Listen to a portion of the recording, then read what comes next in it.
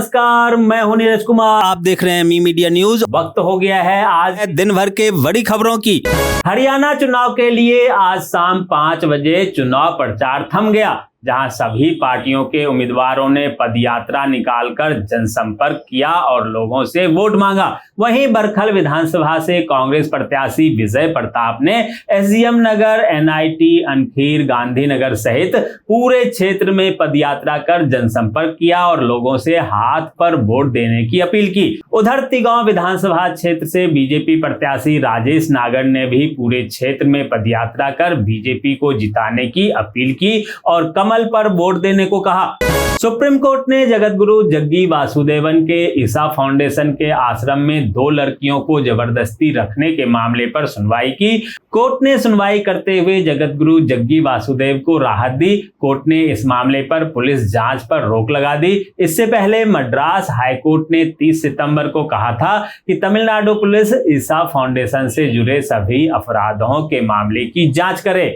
कर्नाटक के स्वास्थ्य मंत्री दिनेश गुंडू राव के बयान पर सियासी बवाल मच गया है। दरअसल उन्होंने एक पुस्तक के कन्नड़ संस्करण के विमोचन के अवसर पर कहा था कि वीर सावरकर मांसाहारी थे। सावरकर चित्पावन ब्राह्मण होने के बावजूद भी मांस खाते थे, जिसके बाद बीजेपी ने कांग्रेस पर जमकर निशाना साधा। वहीं सावरकर के पोते ने मंत्री के खिलाफ मानहानि मुकदमा दर्ज कराने की बात कही है। दिल्ली पुलिस ने 500 करोड़ के घोटाले का भंडाफोड़ किया है, जिसके तहत एल्विस यादव और कॉमेडियन भारती समेत 5 लोगों को पूछताछ के लिए सम्मन भेजा है। अयोध्या के मिल्कीपुर विधानसभा में होने वाले उपचुनाव को जीतने के लिए बीजेपी ने पिछड़ा वर्ग और अनुसूचित वर्ग को साधने की कोशिश में कोई कसर नहीं छोड़ी है। इस बीच अयोध्या में 4 अक्टूबर को बीजेपी का पिछड़ा वर्ग सम्मेलन आयोजित होगा, जहां केशव प्रसाद मौर्य और असीम अरुण शामिल होंगे। दोस्तों, आगे बढ़ने से पहले आपसे रिक्वेस्ट है कि अगर आपने अभी तक इस न्यूज को लाइक और कमेंट नहीं किया है तो प्लीज लाइक और कमेंट कर दीजिए, क्योंकि आपके लाइक और कमेंट से हमारा हौसला बढ़ता है और हम पूरे दिन की खबरें इकट्ठा करने में जुट जाते हैं। बांग्लादेश की मोहम्मद यूनिस सरकार ने गुरुवार को बड़ा फैसला लिया, जहां बांग्लादेश के विदेश मंत्रालय ने अपने 5 राजदूतों को वापस ढाका बुला लिया है। यह राजदूत भारत, ऑस्ट्रेलिया, बेल्जियम, पुर्तगाल और संयुक्त राष्ट्र अमेरिका में तैनात थे। बता दें कि 5 अगस्त को शेख हसीना के इस्तीफे और नई सरकार के गठन के बाद बांग्लादेश ने भारत से पहली बार अपने राजदूत को वापस बुलाया है। हिजबुल्लाह के बाद आज इजराइल का गाजा पट्टी पर बरपा कहर। हवाई हमले में मारा गया हमास प्रमुख राबी मुस्तफा समेत 3 अन्य आतंकी। सुप्रीम कोर्ट में सुनवाई के दौरान सीजेआई ने एक वकील को जमकर लतार लगाई।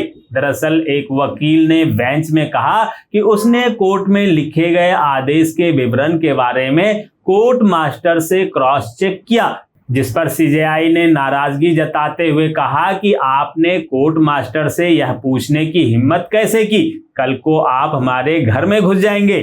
हरियाणा विधानसभा चुनाव 2024 के बीच अशोक तंवर ने भाजपा का साथ छोड़कर आज कांग्रेस का दामन थाम लिया, जहां अशोक तंवर के अचानक लिए गए इस फैसले से हर कोई हैरान है। दरअसल अशोक तंवर ने सोशल मीडिया पर 2 घंटा पहले ही हरियाणा में बीजेपी की सरकार बनने का दावा किया था।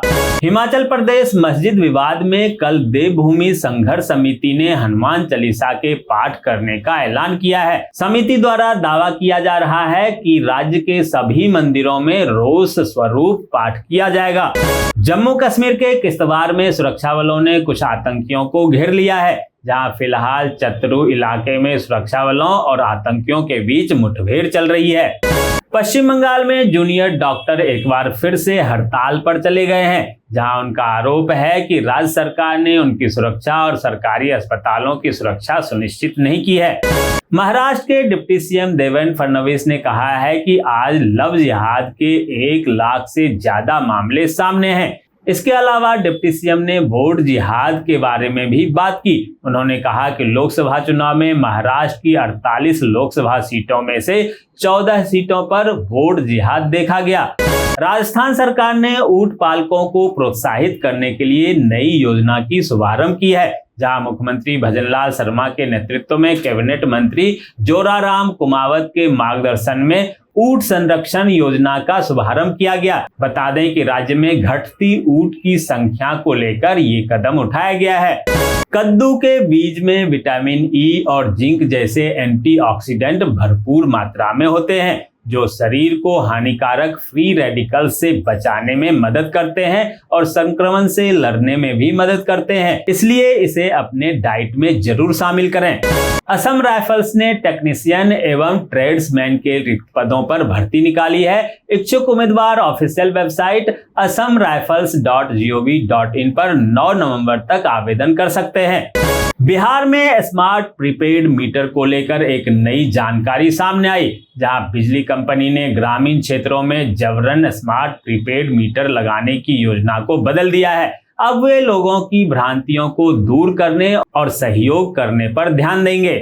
दिल्ली के पूर्व सीएम अरविंद केजरीवाल के बाद पूर्व डिप्टी सीएम मनीष सिसोदिया ने भी अपना मकान खाली कर दिया है और अब वे क्रिकेटर हरभजन सिंह के आवास में शिफ्ट हो गए हैं। वहीं केजरीवाल राज्यसभा सांसद अशोक मित्तल के सरकारी आवास पर रहेंगे। संयुक्त किसान मोर्चा के आह्वान पर किसान मजदूर संघर्ष समिति के नेता सरवंश सिंह पंधेर की अगुवाई में किसानों ने रेलवे फाटक पर देशव्यापी रेल रोको आंदोलन के तहत आंदोलन शुरू कर दिया है। साथ ही भाजपा सांसद कंगना रनौत और केंद्रीय मंत्री रवनीत सिंह बिट्टू पर जमकर निशाना साधा। झारखंड के मेडिकल छात्रों के लिए अच्छी खबर सामने आई है। दरअसल सरकारी मेडिकल कॉलेजों में पीजी मेडिकल पाठ्यक्रम के लिए राज्य कोटा के लिए 117 सीटों का नामांकन होगा। रिम्स रांची में 90 सीटें, एमजीएम जमशेदपुर में 21 सीटें और एसएनएमसीएच धनबाद में 5 सीटें उपलब्ध होगी। छत्तीसगढ़ की बीजेपी सरकार ने 2 योजनाओं का नाम बदल दिया है, जहां राजीव गांधी स्वावलंबन योजना का नाम अब पंडित दीनदयाल उपाध्याय स्वावलंबन योजना और राजीव गांधी आजीविका केंद्र योजना का नाम पंडित दीनदयाल उपाध्याय आजीविका केंद्र रखा गया है। मध्य प्रदेश यूथ कांग्रेस के अध्यक्ष मितेंद्र सिंह के खिलाफ भाजपा ने राज्य की फ्लैगशिप लाडली बहना योजना और सीएम मोहन यादव का पैरोडी वीडियो शेयर करने पर एफआईआर दर्ज कराई है।